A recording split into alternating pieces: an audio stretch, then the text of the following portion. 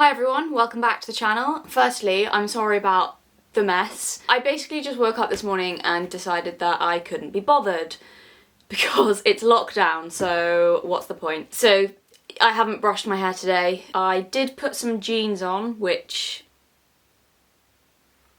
is impressive because I could be wearing my pajamas right now. So this is a very impromptu video. I didn't plan this. I literally was just thinking about this today and thought I'd do a video on it. So yeah, it's unscripted.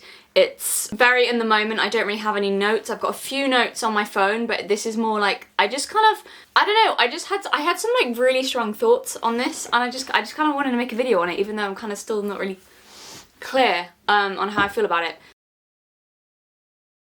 So, okay, firstly I'll give a bit of a background as like my impression of Colleen Hoover. So like the impression I always had of her, I've never read any of her books, so I've never really been interested. It just doesn't appeal to me. It doesn't seem really like my thing. And the general opinion of her sort of seems to be in like the book community. Even though I'd say I don't really feel that involved with the book community. I kind of watch some booktubers like on and off. But the general vibe seems to be that, from a lot of people anyway, that Colleen Hoover's like books are really, they sound like the kind of thing that I'd normally hate. So, you know, really like, I guess, problematic. I don't like using that word, and it's kind of really vague as well, but really like, you know, showing like romanticizing abusive relationships and just weird creepy dynamics and like that kind of thing was like the general impression I had of her.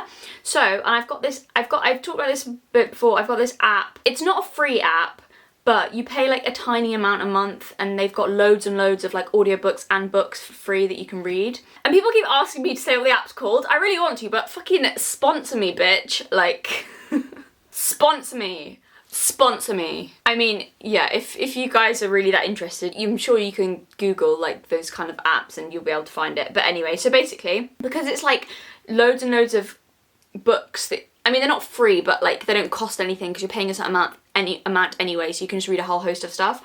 And one of the stuff that came up, I think in the charts, was it? I was looking for something to read. Anyway, it was this book by Colleen Hoover called It Ends With Us. And I was like, video opportunity? And okay, the reason I want to talk about it is because I've never had a feeling about this book where literally for the first third maybe of the book, I hated this book. I was like, this is terrible. And I don't think I've ever had such a strong like flip of opinion on a book. I don't think ever. And about a third of the way through, or a little bit through, I was like, oh shit, hang on. Is this like going where I think it's going? Okay, so firstly, there are going to be spoilers for this book, so if you really want to read it, then I guess stop watching. Also, I'm going to put like a warning here. If you don't want to hear discussions of like abuse, then, I mean, I won't really be going that much in depth really, but yeah, that's what this book is basically about. So like domestic violence. I had no idea that that's what this book was about before I read it. It just like claimed, and I was like surprised. I still don't really know how to feel about this book. I wouldn't say I liked it. When I say I had a massive opinion change, I didn't like suddenly like it, but I have grudging respect for it. And again, this is the only Colleen Hoover book I've ever read or listened to. Where do I start? Like, okay, so I'll give you a bit of like a background on what the book's about. You know, it has the classic, it seems like it's setting up for a romance, so it's got, you know, there's a character Lily, she's looking for true love or something, whatever, blah, blah, blah. And then it's gone, oh, and the character Ryle, which, no offense, but Ryle is a really stupid name, says the girl called Galatea. We love some hypocrisy. But seriously, what is Ryle? Is that, okay. So Ryle it's like Kyle, but like, okay. She sounds like a really American name, like all those kind of names, like Brad or like, I don't know. Anyway, Ryle, he's never wanted to be serious about anyone until he meets Lily. Why is he so fascinated by her? And that's like the blow. I was like, oh, this could be, I can see where this is going. So I listened to the book. First of all, I'll get my notes on this because I wrote like on my phone, I had so many notes of just ranting about how much I hated it for like the first third. So he's basically, as you'd expect, classic bad boy. He's really creepy. They get together so there's really creepy vibes. They kind of meet a few times, but he's like tells her how into her he is, but he also makes it clear, hey, I'm really into you, but also like I'm only into you for like a one night stand. That's all I'm after. That's all I want.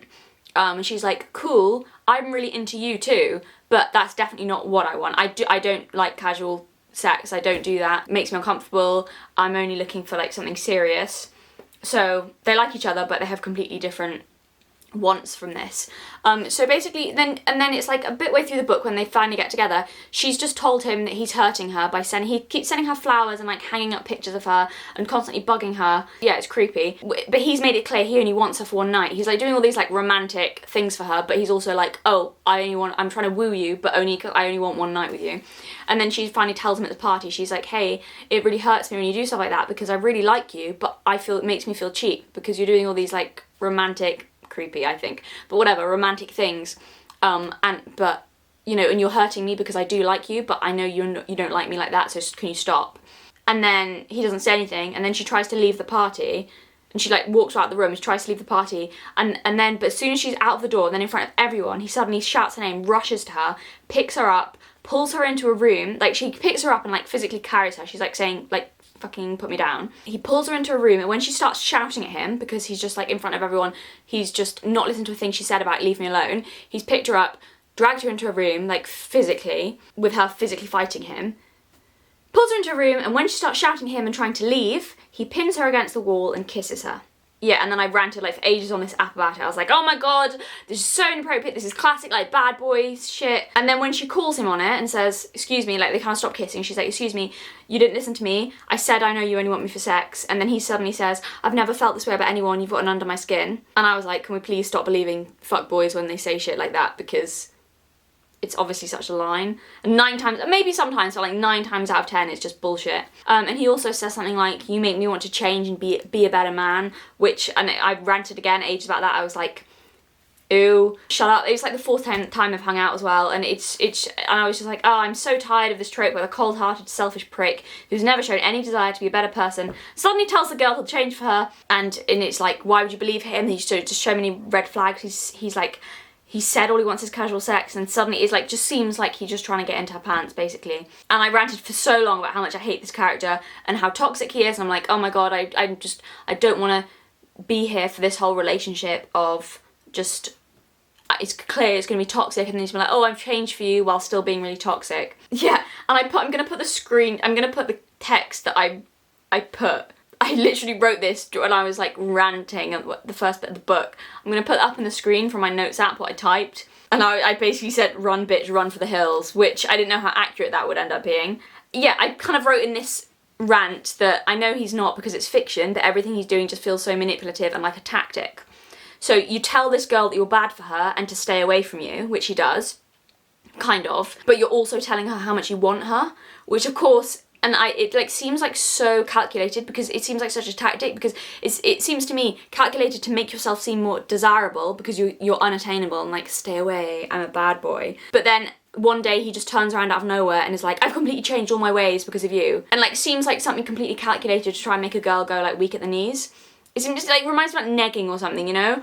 It seems like the pickup artist guidebook or something like cringy like that. And I was just like, ugh, this bad boy trope, boring, this book is so dumb, it's so stupid. And then it also like all the way through the first bit of the book, there's it flashes back to when she was 16. It's like her diaries told in diary form, which I found really annoying because she's constantly talking about the Ellen show. That's like the main thing she's banging on about, is like the Ellen show, which it's just like, it's just really annoying. I'm like, I don't care about Ellen, I really don't.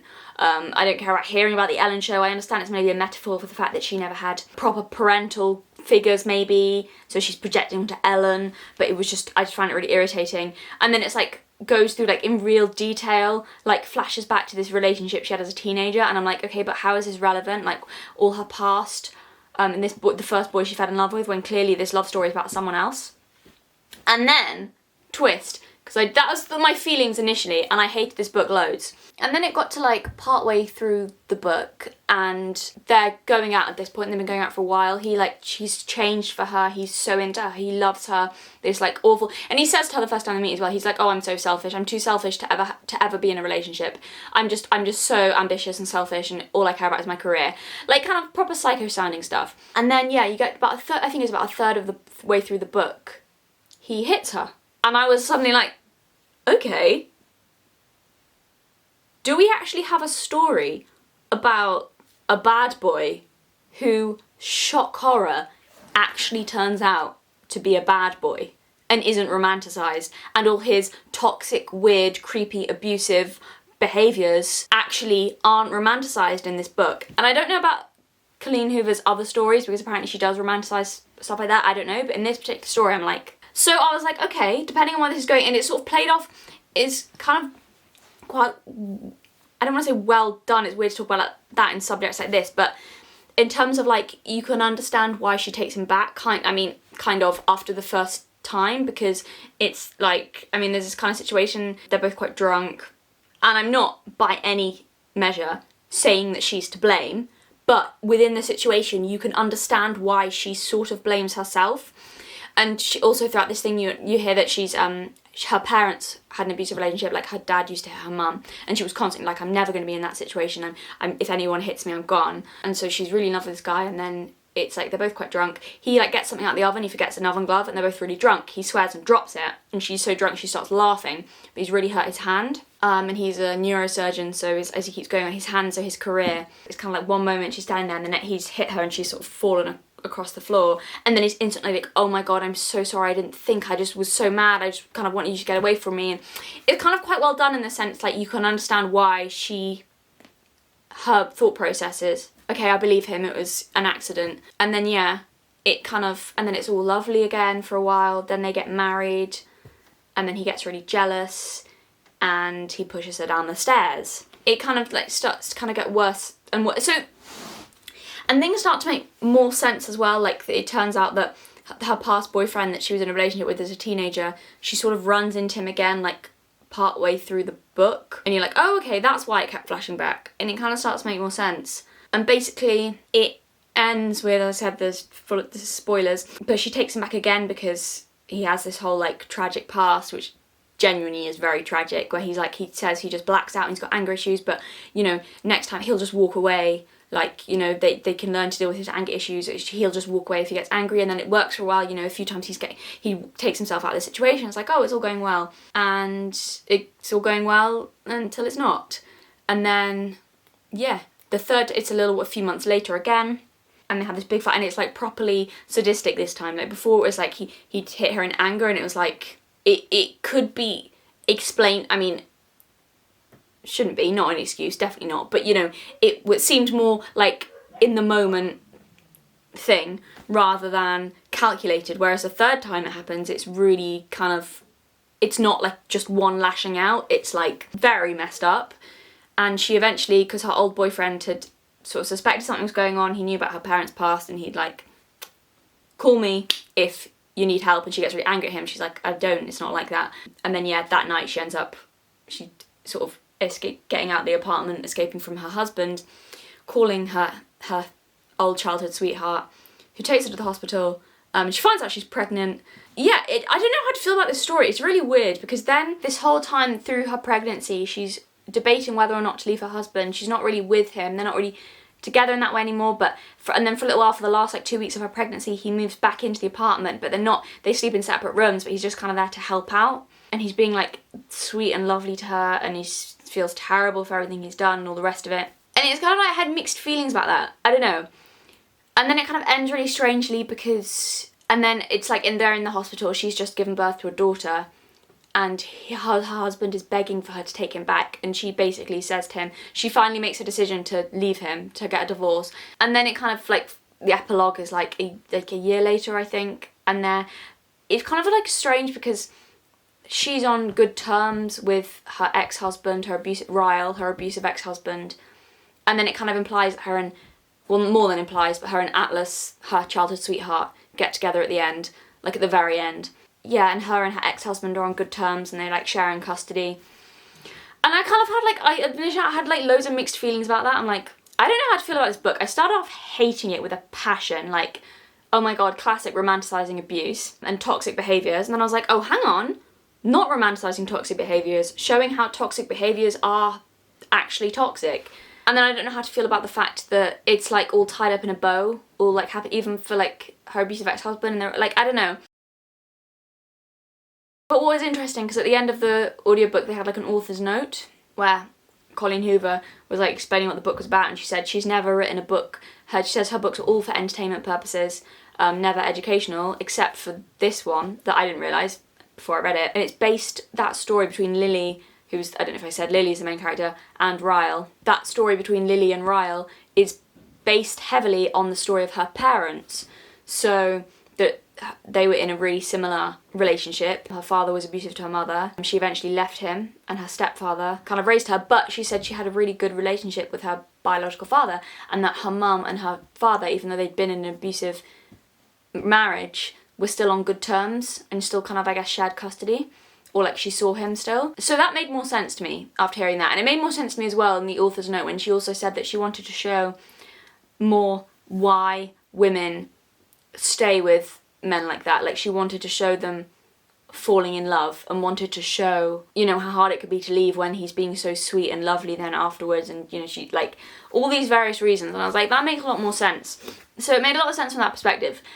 But then, I don't know, I still kind of don't really have to feel back, because she was also like, oh, initially, I really wanted the reader to fall in love with Ryle, just like Lily did, and a few times while writing this book, I wanted to make Ryle, like, a genuine love interest, and to not make him have hit her, because I actually loved their dynamic, and, you know, I loved their love story.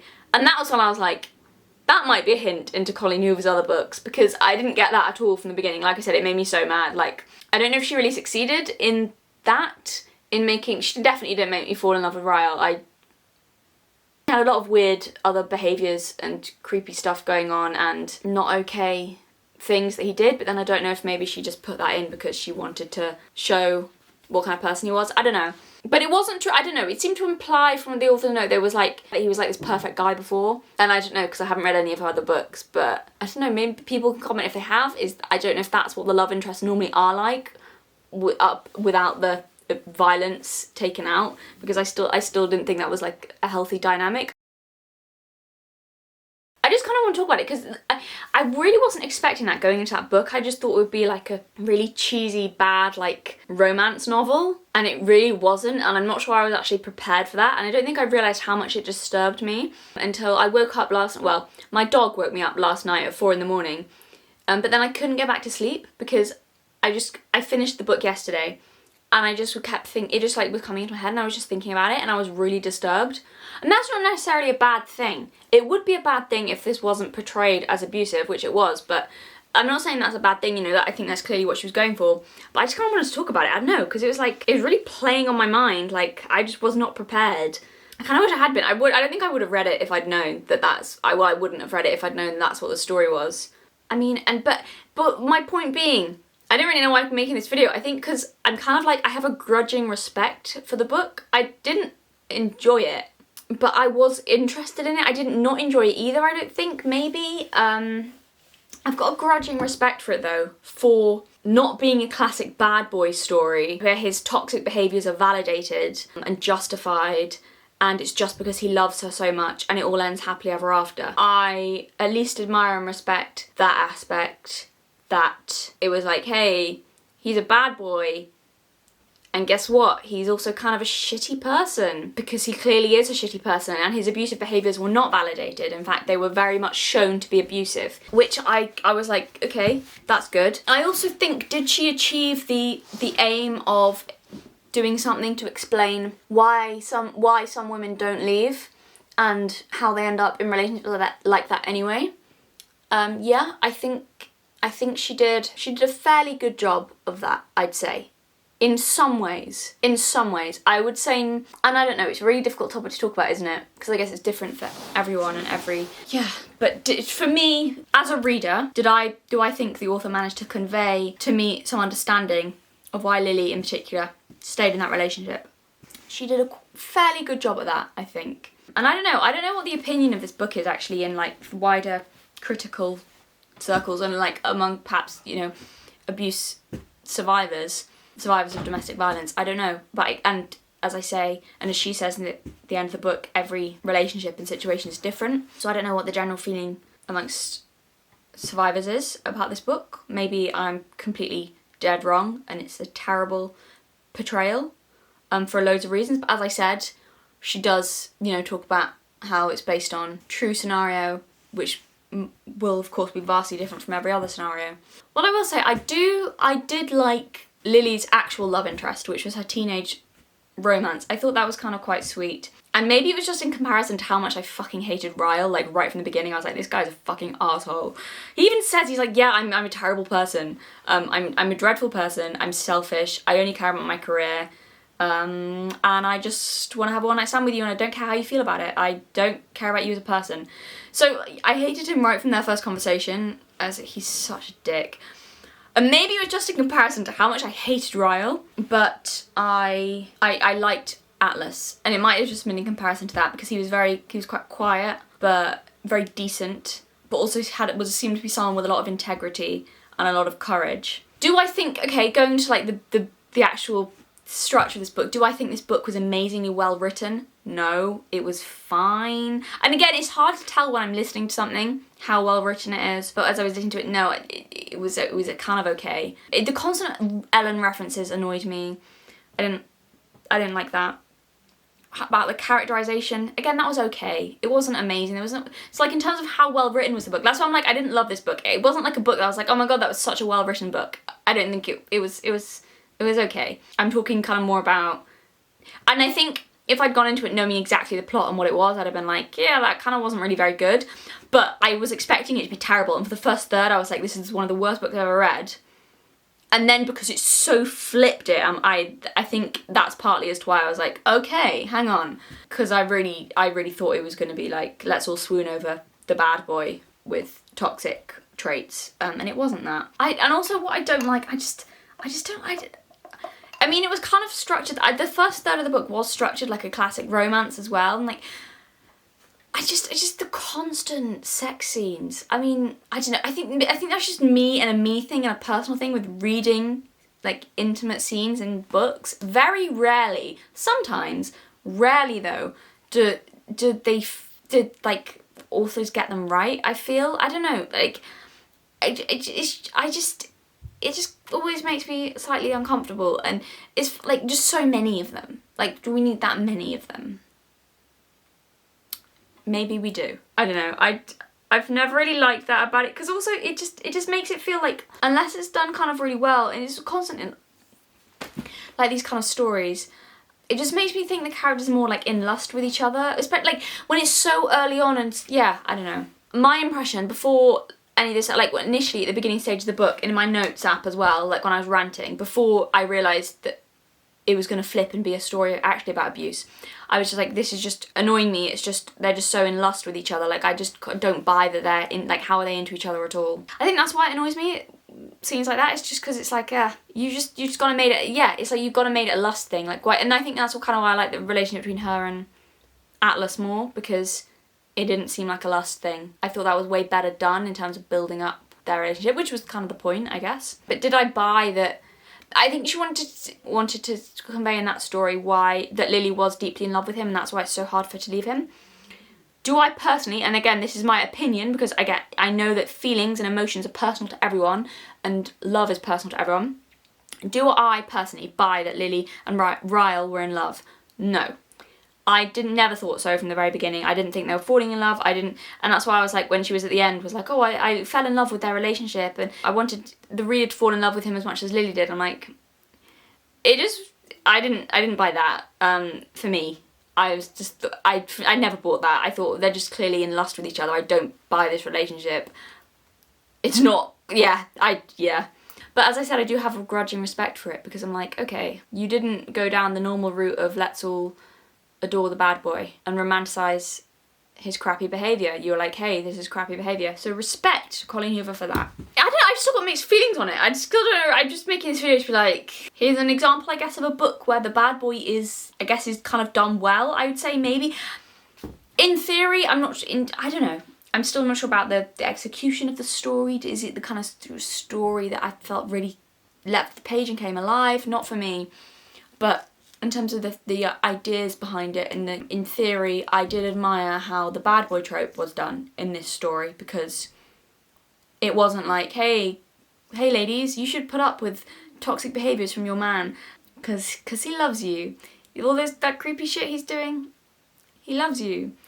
And maybe it did, I don't know, maybe it did shed some more light and understanding as to why Lily would stay in that relationship. I don't know if I can really, like, for me personally, I just hated Ryle so much from the beginning that maybe my judgment is, that I guess is kind of clouded by that because I just hated him so much. So yeah, and I guess kind of in a way it does do something, because after that he kind of does have nice moments. I guess it kind of, maybe it does go something towards explaining the situation of how Lily felt and why she was in that scenario. But again, I'm not a domestic violence survivor, so, and I guess it's all different for everyone, but I don't know how survivors would feel about whether it explain their feelings. Perhaps not. Maybe it's different for everyone. I don't know. I'd say partly it did for me. Like, I partly understood some of Lily's reasoning, but also I just hated Ryle so much. So like right from page 1 I was like, I hate him. If I accept the premise that he wasn't a complete dick and just kind of like, because he kind of got, I guess, well, until he started hitting her, I guess he kind of got a bit better. I still thought he was an arsehole though. Every time he walked in there I was like, I hate this guy.